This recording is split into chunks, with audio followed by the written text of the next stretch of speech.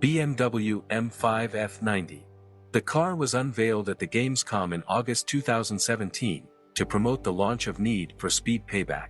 The M5 was also shown at the Frankfurt Motor Show in September 2017. The exterior of the M5 was designed by Sungmo Lim.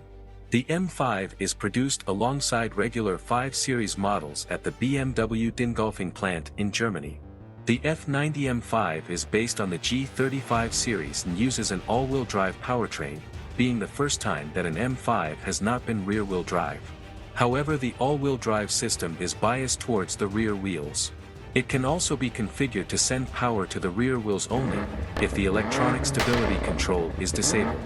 The transmission is an 8-speed ZF automatic. The f90 M5 accelerates from a standstill to 60 miles per hour is reached in 2.8 seconds and 100 miles per hour in 6.6 seconds.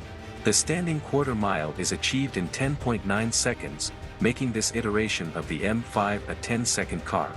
The top speed is limited to 155 miles per hour, and the delimited top speed is 190 miles per hour with the optional M Drivers package.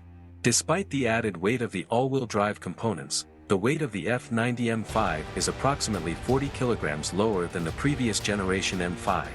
In December 2017, the f90 M5 set the Guinness World Records for longest continuous vehicle drift and longest twin vehicle drift on a wet skid pad, with distances of 232 miles and 89 miles respectively.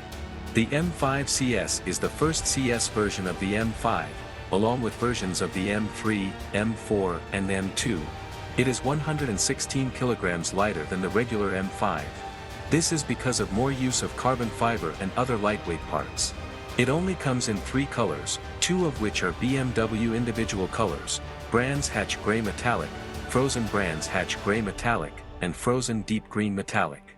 It has a special trim called Gold Bronze.